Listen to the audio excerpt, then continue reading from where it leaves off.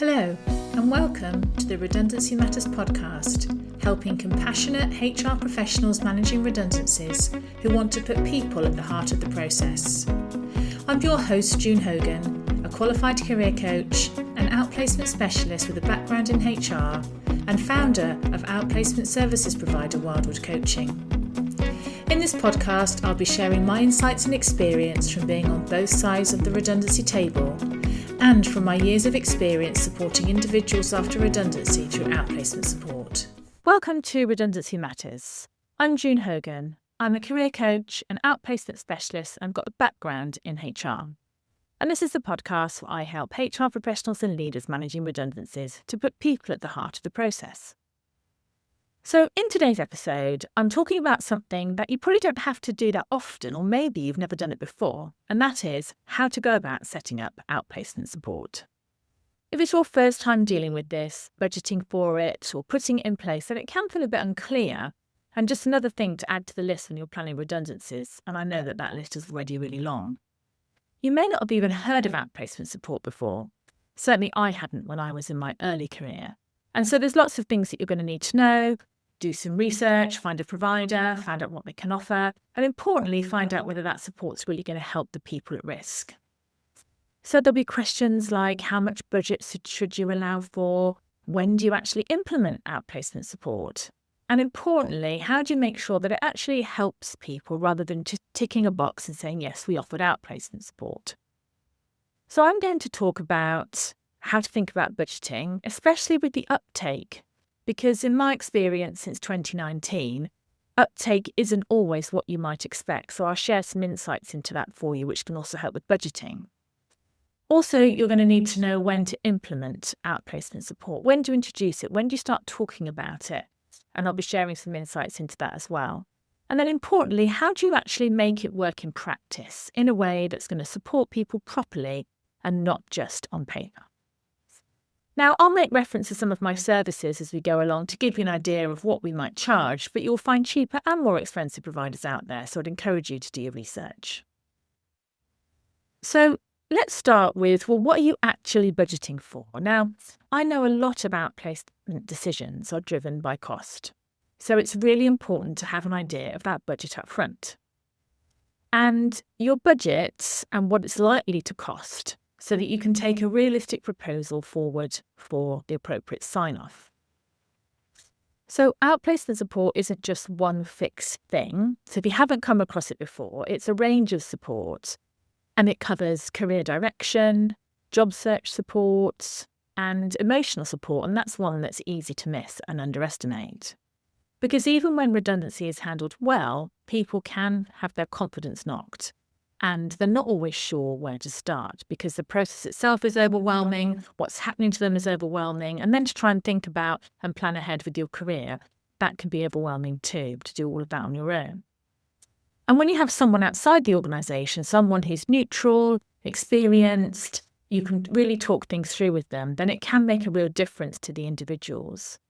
So when you're budgeting for outplacement support, you're not just kind of funding CV writing and interview preparation. You're really looking at the whole transition. And I know that budgets will guide what parts of that you can offer.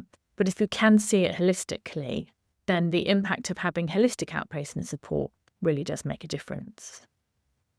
Now, I mentioned at the start about uptake. So when I first started working in outplacement support, I used to think, well, if we offer it to 20 people, then 20 people are going to use it. But I quickly realised that the reality is that they don't. So over the years, I've come to realise that some people will already have a plan. There might be some people who feel very confident to approach what's next on their own. Or maybe they've already been looking for another job and they've got something lined up. There'll be some people who don't feel that they need the support and, again, perfectly capable and able to manage that transition on their own. Some people don't want the support, so they want nothing more to do with the company, even though outplacement is completely independent, just through whatever people might be feeling during that time. They just don't want to engage in the support. And some people just aren't ready right now. So this goes back to when you're going to start talking about it and when you're going to implement it. So I'll come on to that a little bit later. So instead of budgeting for 100% of uptake, it's more realistic to assume that you'll get partial engagement. And when you're choosing a provider, it's really important to build flexibility around that. So when you're budgeting, I would suggest 50 to 75% of uptake for outplacement support. That's typically what we see. We can see lower, and I have seen 100% as well. But if you're budgeting, then I would budget around about those numbers. Now, for smaller programs, you're probably likely to see higher levels of engagement, and senior leaders will generally have a higher uptake because they appreciate that it can take longer to find the next role. But what usually happens is you have a core group of people who use the support. And so thinking about your provider and their flexibility is important. So when you're choosing an outplacement provider, asking them questions like, well, how does the support work? But importantly, how do you pay for the support?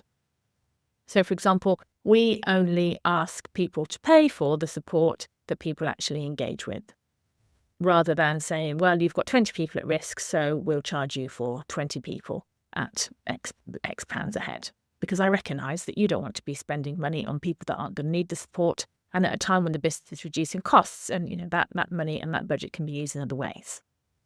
And also asking your provider, well, can you kind of scale things up or down and maybe move that budget around if necessary? So if they are asking you to pay up front, and some providers will, then can you use any leftover budget on another program, or do they offer a refund, for example? Because if you're left with a rigid model, then it makes it much harder. So that flexibility is important. Now, in terms of cost, outplacement support can vary a lot. So it can go from a few £100 a person to a few £1,000 a person. So, for example, our support starts at £399 plus VAT per person for our digital programme that is supported by fortnightly group coaching, and our one-to-one support starts at £650 plus VAT. But what I would suggest is that if you're looking at a thorough package of individual support, then I'd probably suggest around £2,000 as a budget, and that will get you some really thorough and in-depth support for individuals.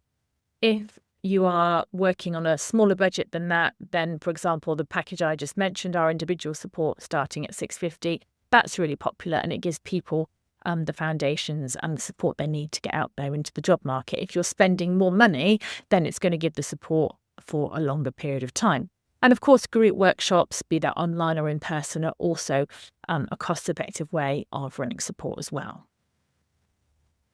So thinking about the support across the different groups that are going to be at risk. So, for example, more junior employees might often want a bit more structure, some practical help and clear steps, because for some of those, it might be their first job, for example. With more senior employees, it can be slightly different because it does take longer to find a senior role, and it's less straightforward, and there's more involved in positioning and networking and personal brand and preparing for interviews, etc., when you're dealing with more senior colleagues. So it is okay to offer different support to different levels, but some organisations that I've worked with prefer to offer the same to everyone in terms of fairness, and that's completely understandable. Now, I mentioned before that group workshops are a great way of offering outplacement support if you have a really tight budget. It can get a little bit tricky if you're trying to bring in different levels in the organisation together. So, you've got a director in the same workshop as someone in an entry-level role. It's really difficult to kind of pitch things appropriately. And bearing in mind, some individuals might not want to be in the same room as senior colleagues in the team. It just depends on the culture. So it can work if you can differentiate and mix up the groups and make sure that the support that the provider is giving you is still relevant to those groups. So when do you introduce outplacement support? So that timing can make a big difference, and I'm often asked about when to introduce it. So I think there's a few things here to think about. Now, during consultation, this can often be overlooked, but it is really helpful to start talking about outplacement support as part of consultation, because then you're introducing the support and you can help people to get involved in shaping it as well.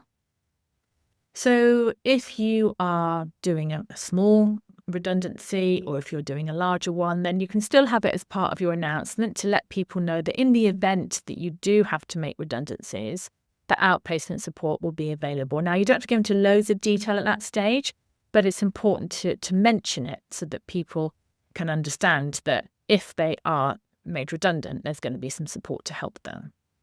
And then during consultation, either on a one-to-one basis or if you're doing this at a group level, then you can ask people, so what help would they really like? What's actually going to make a difference? What would make this easier for them? What support might be important? All these kind of things. And you can use your employee reps to go and gather information from the wider group as well. And I've seen this work really well because if you work with the right provider, then you can build a more kind of bespoke package as part of that collective consultation based on what people need. It doesn't have to be complicated, but it can make it feel more relevant, particularly when you're working with specific groups of people with specific needs. Now, the most common point to actually kind of implement outplacement support is once redundancies have been confirmed. The key here is how it's positioned and that you'll have made reference to outplacement support during the consultation process. So it's not an afterthought, but it's part of an integrated offering as part of your redundancy process. So thinking about introducing it early as a concept, talking to people about what they are going to need and find most useful and most relevant, if that's appropriate. Alternatively, you may have chosen your provider. You may have found support that fits within your budget and that you believe is going to really help people. And you might be just going in with the standard information about that support. So either way is okay. It just depends on the nature of the process and the people that you're working with. And then, for example, I will share documentation that you can share in consultation meetings, presentation materials that you can share with collective consultation. So it's really important because there's a lot for people to take in. And so having clarity on, well, what does this thing outplacement support even mean? Because lots of people have never heard of it. So you'll have integrated it as part of the process and then confirming it all once redundancies are confirmed. But what I find is it's after people have left, again, depending on the length of the consultation, that the engagement really does pick up. Because not everyone's ready straight away to engage in the support, and some people need time to think about what's next. So what I would recommend is that when you offer the support to people, give them a deadline by which they need to engage, particularly individual support that lots of people will tend to take up after they've left. So I would say give people around 3 months to opt in. That's probably the maximum I would give, because it gives them the space and it also gives them a point where they need to make a decision. So that helps you to manage your budget and helps your provider to manage their resources as well. You can choose a tighter timeline if you wish, and I've seen organisations do 7 days, for example. But it just depends, again, on where people are at and what you think is going to be most helpful. So how do you make outplacement support work in practice? So you're aiming for something that's flexible, that's relevant and person-centred. Because alongside all the practical support, a big part of this is helping people process what's happened and feel able to move forward. So the right provider is going to make your life a lot easier because you're going to know that there's somebody there looking after those people at risk. But making sure that the support that you are offering is really going to support those individuals and their particular needs. So just checking things like, well, is this a platform? Do people get to speak to somebody? Particularly now with advances with AI, for example, are these people going to be engaging with individuals or is it through some kind of a system? What's the turnaround time? How quickly can you implement this? What does it look like for the individuals? Are they able to tailor things, for example? And also, how do they communicate the support itself? So really digging into, well, actually, how does this work? And also, when you're engaging with a provider, understanding, will they be using a team? Is it just that individual? Particularly if you're doing something on a smaller scale, it might just be the individual that you're talking to that implements the support. So really understanding the background as well for the people that the provider is going to be putting in front of your colleagues at risk, and understanding, will they be able to connect and understand and really have that level of empathy with individuals? Because outplacement support definitely isn't a transactional process. It is about engaging, supporting, and making sure that individuals feel that they are being cared for, essentially, because this is a difficult time in most people's lives. And some of the feedback that we often have is that kind of it felt like I had a friend kind of supporting me. And that's the kind of feedback that I love, because that's what outplacement support is all about. It's taking somebody at a difficult time, giving them that support, giving them the professional guidance, but ultimately being that person who's there for them during that transition. So if you are approaching outplacement support for the first time, then a few tips to just take away is that don't assume everyone will use it. Make sure that you plan for some flexibility and recognise that different people need different levels of support. And then use the consultation process throughout to be managing the communication so that it's not just something that you introduce in the last consultation meeting. Making sure that the access to outplacement support is open, but you do put a timeline on it for when people would need to engage, and making sure that you have conversations about it throughout the process and asking individuals how you can help to shape what outplacement support might do best for them as well. Because if you're handling outplacement support really well, it's less about that kind of service at the end and more about how you support people through partnering with a provider that's an extension of your HR team. Because I believe by choosing to offer outplacement support that it's clear that you care about what happens next to people and you want to choose a provider that cares as much as you do. So if it's your first time implementing outplacement support, or maybe you haven't done it for a while, I hope that episode was helpful and you've got some things to take away. So thank you so much for listening, and I hope that you'll tune into another episode very soon. And if you'd like to check out more resources to support you managing redundancies, then you'll find blogs on my website, wildwoodcoaching.co.uk, and you'll also find a link in the show notes to join us on a monthly basis for a free lunch and learn where we dive into different aspects of managing redundancies. And those episodes are also being recorded now, so you can find them on YouTube to catch up. Thank you so much for listening to the Redundancy Matters podcast. I hope you found today's episode helpful. It would mean a lot to me if you would follow, rate and review this podcast wherever you listen to your podcasts, as this helps it reach more people who are managing redundancies. Let me know what you thought, and if you have ideas for future episodes, I'd love to hear from you. You can find me on LinkedIn, June Hogan, and get in touch via my website, wildwoodcoaching.co.uk, where you'll also find more resources to help you manage redundancies. I hope you'll join me again soon for the next episode of Redundancy Matters.